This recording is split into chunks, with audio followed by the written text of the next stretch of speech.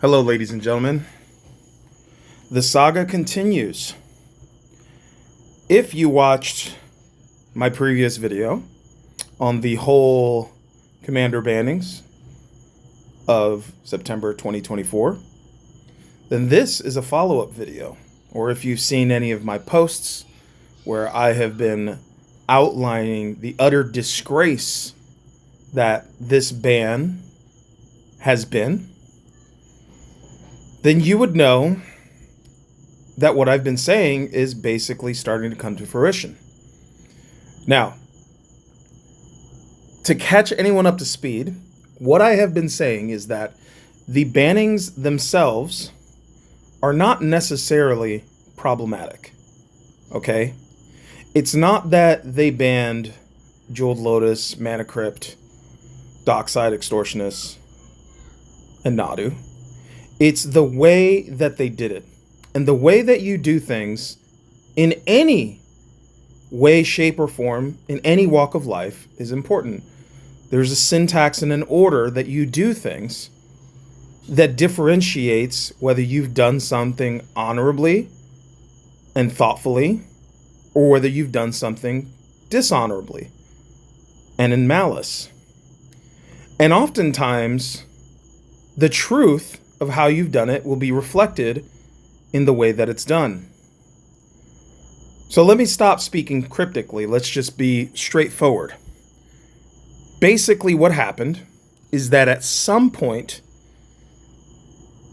the Commander Rules Committee, also known as the RC, approached Wizards of the Coast, the creator of Magic the Gathering, and said that there was a specific set of cards that they wanted to ban. This conversation has been proven to have taken place at minimum a year and a half ago. Over a year ago. I'm guessing probably about a year and a half, but it has been proven to have taken place more than a year ago.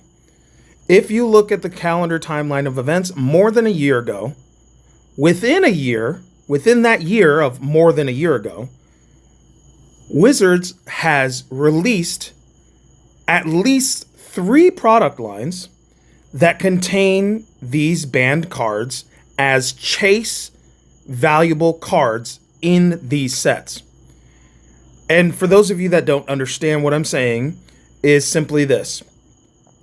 When Wizards of the Coast reprints a card, and they have previous sales data on this card, and they know that it's a valuable, well-loved card, they will reprint this card and tell everybody about it. They will heavily market and say, hey, the reason why you should come buy this product from stores and directly from us is because you will have a chance to obtain X really great shiny card that is super valuable and that you will all love. This is common practice. There's nothing wrong with this, by the way.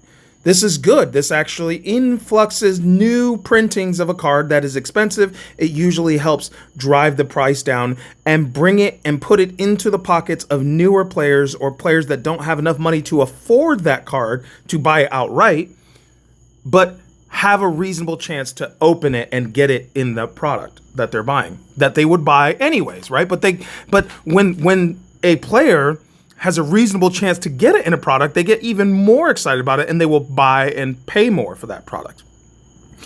Makes perfect sense, right? But the problem lies that when a banning is decided and that banning is held off until after Wizards of the Coast has sold all their product. So a year ago, there was Commander Masters, there was Lost Caverns of Ixalan, and recently they had the Command Fest, or some kind of like convention in a box deal that they sold direct to consumers. Wizards of the Coast did this, and it included packs from Commander Masters and from Ixalan. It had them in there, collector booster packs. And these collector booster packs have a higher chance of pulling these chase cards. That's the whole idea of them being collector packs. They are more expensive and they have a higher chance of pulling these sought after cards. So you know that the impetus behind people buying these products was largely attributed to this idea that they could get these chase cards, the ones that were banned, namely Dockside Extortionist, definitely Mana Crypt, and definitely Jeweled Lotus. They did this, they pushed out this marketing having already had the conversation, knowing that it was going to get banned, knowing that it would be banned, which is what happened earlier this week in September, around September the 21st, 22nd of 2024. Forgive me, it's been a really busy week. I actually celebrated my own birthday during this week, and I just can't nail the exact date down when it happened. I believe it was the 22nd. So with all of that being said, that is dishonest. If you know that a card is going to get banned, you should not push and market people to buy that product. And right at the moment that you run out of that product, then be like, okay, now it's fine to get banned. So that's what happened. Now, we are starting to learn more and more information. And whether you agree with that or not, I'm going to go over some pretty damning evidence for this. Because a lot of people think that this is no big deal. Hey, it's just part of business. It's no big deal. But the thing is, when you have people like who I'm highlighting right here, Josh Lee Kwai, who was on a group called the CAG, for short CAG, which is the Commander Advisory Group. It was a group that was put together that was supposed to advise the RC and Wizards of the Coast on all things Commander. They were supposed to be made aware of things like upcoming bans, upcoming printings, all things revolving Commander. They were not notified that this ban was coming. And a lot of the members of this Commander Advisory Group absolutely hate it. They think it is literally the worst thing that has ever happened. And Josh Lee Kwai is one of the more popular people in the Commander community as a whole. He runs this channel called the what is now that I'm looking at it, but he's the CEO of Command Cast. I believe it's called Commander's Game Nights. I'm sorry, not Commander's Quarters. Sorry, guys. He's one of the main members of Game Nights, which is a super popular YouTube channel that pushes out tons of Commander content. I don't know of a Commander player that I've ever met that doesn't know who Josh Lee Kwai is or has at least watched an episode of Game Nights. They have heavily pushed the growth and of Commander as a format, and I think that they are largely one of the groups that's attributed to its exponential growth. Like, Commander has grown huge leaps and bounds over the past few years, and some of that can be attributed in part to Josh Lee Kwai and the people over at Game Nights.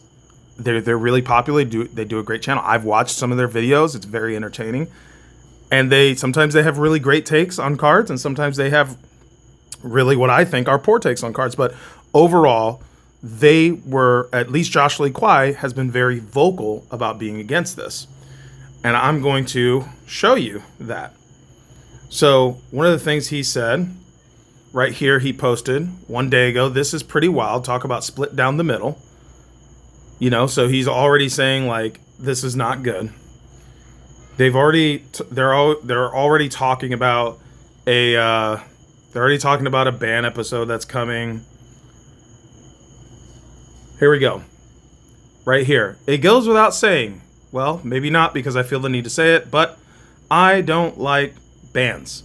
I think it's a bad call. If you watched our content over the years, then I'm sure that doesn't surprise you. We're working on a video about it all now. It'll be posted ASAP. So Josh Lee Kwai, a member of the Commander Advisory Group, is totally against this. Here's the thing. The Rules Committee has already openly stated that they withheld this extremely important information from the CAG, from Josh Lee Kwai and everybody else on there. Not only is that a massive slap on the face, but it tells me that they were hiding this for a specific reason. I think that reason is because they were the RC, the rules committee, was colluding with Wizards of the Coast to ban this card after everybody has purchased it. Everybody has purchased all the product that has to do with this. There was definite collusion going on, in my mind. Okay? Why else would they not tell the Commander Advisory Group about it? They said, and I covered this in my previous video, they said, it was because we didn't want leaks getting out. So you created an entire Commander Advisory Group, and you trusted them for their opinions on these very same things, and then you said, the reason why we didn't tell them about this one is because we didn't want leaks getting out. That's a huge slap in the face. I don't care who you are, what company you work for, or whatever organization you're involved with. If somebody says that you're part of an advisory group, this is the kind of thing that you would seek advisement on. You don't make this decision all by yourself and then pretend like it's not a big deal that you didn't tell them. So as we follow this page, Josh Lee Kwai, he posts about his disdain for it. And then it says here, I like Olivia's plan here, a more cautious and measured approach, which would have been a lot more reasonable and responsible. Olivia is a victim of the RC and WOTC's plan of collusion to do what they've done. And if you watch my last video, it goes into length as to why I think so, but let's just put it this way. She is on the rules committee and she was staunchly against this. And she had a totally different plan, and everybody was like, no, Olivia, I don't know if this is how the conversation went, but they were like, no, Olivia, you're dumb. We're going to do this way. We're going to do it the most chaotic and irresponsible way possible and piss off as many people as we possibly can. And Olivia was totally against it. And for some unknown reason, poor Olivia has been on the receiving end of like literal threats against her life and her well-being. And I don't know why. I don't support that. I think that it's ridiculous, and maybe there's a little bit of like, I don't know, misogyny going on there. I have no idea. I have no idea why she's received these threats, and I don't know if anybody else has. Who cares? Who knows? I mean, I care that she's been receiving them, and the minute they found out about this, right? She said, hey guys, look, I'm starting to get threats about this. Then one of the other members of the RC goes and he posts, I think his name is Jim. Jim goes and he posts, he's like, hey, this isn't fair. She's getting all these threats and she was on your side. And I'm just like thinking to myself, okay, so you're trying to turn her into a pariah to try to take the heat off yourself. You're trying to demonize all the people that are upset for doing all these things. And in some respects, he had every right to, because what they were doing was wrong, but you don't get to turn her into a pariah for what you deserve. You deserve all the people that were not Olivia, that were a part of this whole scandal. You deserve those threats, you know? Like, nobody really deserves the threat, but you get what I'm saying. Like, you deserve to be feeling the backlash of this, not her, because she was staunchly against it. And what's going to happen, and what has happened, is exactly what I said would happen in one of the comments that I posted about this, where I said, she's going to end up getting all the love and support, and the rest of you are going to be hated by the community. And that's exactly what's happening. As soon as he said that, everybody that was against her, and I'm sure there was probably some people that probably sent her, I apologize, I didn't know you were on our side. Yeah, screw those people you work with. Like, I'm sure probably some of that happened, but I don't know, because they turned off their contact us system on their website after it. But the point still stands, is that most people are in support of Olivia, including Josh Lee Kwai and including me and anybody else. As soon as we found out Olivia was on our side about this, everyone was like, well, Olivia was cool, you guys are buttholes. And I'm going a step further and saying, you guys are not just buttholes in general. You guys have created this victim. She is one of your victims. She is a victim of your poor decision making. Okay? And Josh Lee Kwai acknowledges that. But let's continue. So as we go up, we'll see. He says, if you're as exhausted by all the discourse as I am, it's really nice to be able to take a break and just sit back and laugh for a bit. Playing with Jarvis and Ifi Nadiwe, I'm so sorry, I probably butchered that, was a blast. Those dudes are hilarious.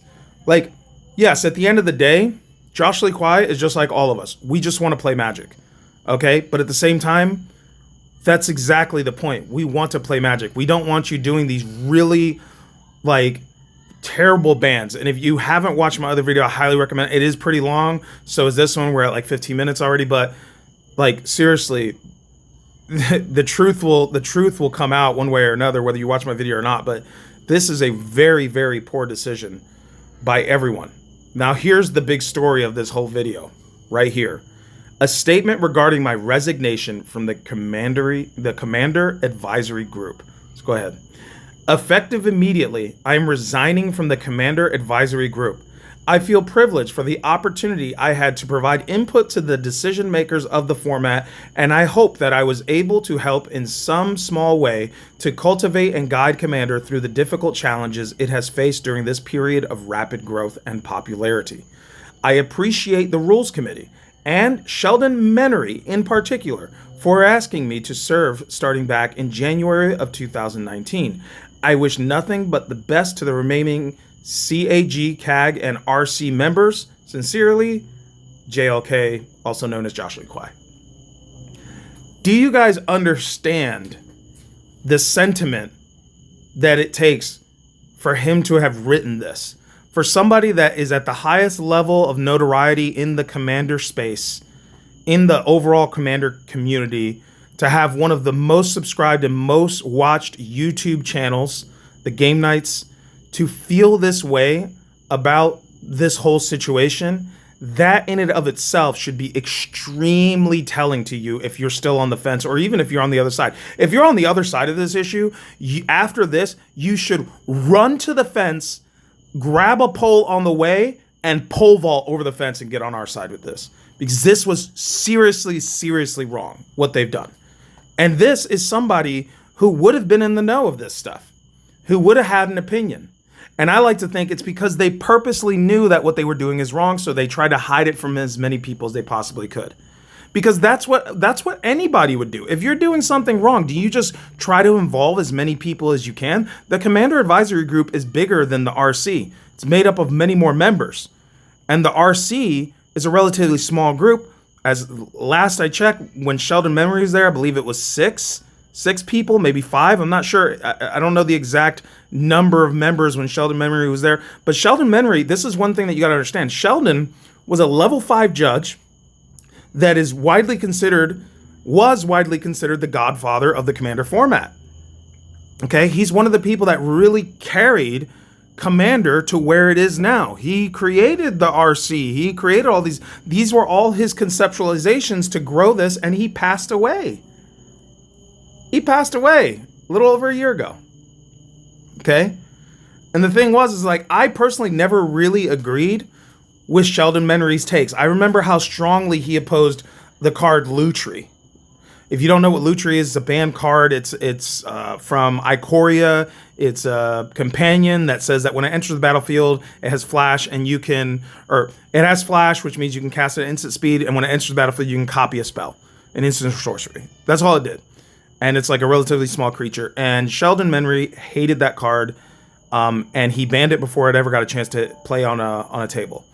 And he was strongly opposed against it. And I remember at the time I was like, "What? That's not even like compared to some of the other ones that you didn't ban. Like, it's not even that bad."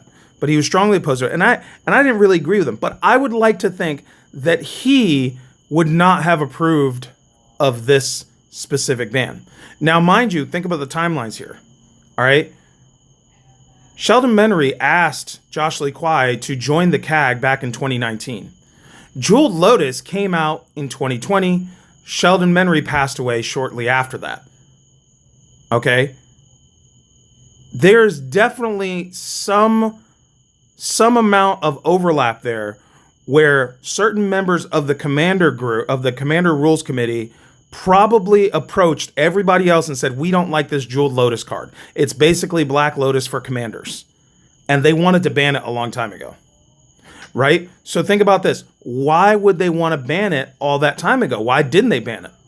Well, the reason why is because Wizards of the Coast releases their sets after they've been in planning, and everything is decided for the release of a set years in advance. So when they had released Jeweled Lotus, they had already planned it for it to be in Commander Masters years later, 3 years down the road. So, and they knew that it was going to be a powerful card, and they knew that it was going to help sell products. And the same thing with Mana Crypt and Dockside Extortionist. So, of course, if the rules committee goes up to Wizards of the Coast and says, "Hey, we really want to ban this card back then," and they talk to everybody else, and everyone's like, "Yeah, it seems kind of overpowered, but let's give it a chance." And then they go to Wizards, and Wizards are like, "No, we can't do that yet. We absolutely cannot do that yet because we have XX product plan for the future. So we're going to have to wait until afterwards." And of course, the rules committee at the time is probably like, "Okay, I guess, Big Daddy Wizards, I guess, yeah, no, we totally understand that, you've got to make money. We'll see what happens." But at some point, you have to draw the line as the rules committee. At some point, even when you have somebody like Olivia who comes up with a plan to like do it slower and kind of like know and understand that these cards are really valuable to a lot of people, and to not just ham-fist it down our throats to make a point. If you watch my last video, you'll see where their current position on it is. We wanted to make a strong statement. Of course, that doesn't make any sense, right? Like, who are you making a strong statement to? And I like to think that Josh Lee Kwai, having seen all of this backlash, having been staunchly against it, having known that this stuff that happened in the back end was extremely underhanded and shouldn't have went down the way that it was, having been a member of the community first and not somebody that's directly tied to Wizards, was probably like, "Nope, that's enough. I don't want to have any part of this." And he resigned. He 100% resigned, and that is what happened. So I just wanted to share this with you guys. This is new information for me. I tried to make this video as soon as I found out. I want to see what you guys think. Do you guys think that Josh Lee Kwai did the right thing? Do you guys think that if you were in his position and you were basically told to join this advisory group and they neglected to tell you about it because they wanted to, quote, keep it a secret so that way there's no leaks, unquote, right? Do you think that's a little bit disrespectful? And do you also think that he's justified because maybe this whole thing is going to lead to some major fallback? It's going to lead to some big trouble for a lot of people. It could potentially ruin the whole format. I mean, maybe not, and I don't want to be one of those people that says like the sky is falling, but it could potentially ruin a lot of people's reputations, the trust of the community that the community at large has in these people. And I mean, I don't know about you, but me personally, I am totally behind his plan. I'm totally behind what he did. I would have 100%, I don't want to be a part of this. You know what? I'm glad that they didn't tell me. That's what I would say. If I was him, I would have included that. Because notice in his final letter where he mentions especially Sheldon Menery. Because he probably knew that Sheldon Menery would not have allowed this to happen. Because he was basically the leader of the whole bunch. He never would have allowed this to happen. And he knew that. And he knew that part of why they didn't let the CAG know is because there's a lot of people on the CAG that share the same ideology behind Commander as Sheldon Menery did. And that's why they didn't let him know. It wasn't for leaks. That's a bold-faced lie, and you all know it. You all know it because think about all the other things they've probably told the CAG that we don't know about. The CAG has been in place for 5 years. Almost 5 years. I don't know the exact date of inception, but it's been since 2019. At least Josh Lee Kwai has been since 2019. How many leaks do you think have come from the CAG? How many leaks that you know about have been attributed to the CAG? Probably not a whole lot. And that is precisely what I'm saying here. Should not have been done this way. So kudos to you, Josh Lee Kwai. I appreciate what you've done for the Commander community. And you know what? You've actually ordered boxes of Magic from my store way back in the day when I used to run a store. So you actually used to be one of my customers. And I used to appreciate the heck out of you back then. I respect you a lot, big guy. And you keep doing what you're doing, man. You made the right decision. Don't let anybody let you down, or don't let anybody talk you down or say that you haven't. I respect the heck out of you. Kudos to you, man. I only wish that, you know, hopefully, well, you said that you have an episode coming. I will be watching your episode, and hopefully you're very vocal against this, because I personally believe that as a community, we should all stand together, arm in arm, and fight against this tyrannical nature of what's happened. Something has to be done. Something has to be remedied. We cannot let this go by. Anyway, thanks a lot, guys. Appreciate you guys for all watching my video. I am not a content creator, so I apologize if the quality of this video isn't that great. I promise if you guys really enjoy my opinions and you really enjoy this content style, I will try to do more of it for sure. But if not, then I guess I'm just talking into the void. Either way, I had to get this off my chest. That is the whole purpose of this. So if you agree with what I got to say, great. Share this video with as many people as you can. If you disagree, let me know in the comment sections. Right? If you give me a bad comment and you go in the comment section and say you're an idiot, hey, it helps the algorithm, whatever. I don't care. All right. Peace, love, and chicken grease. See you guys later.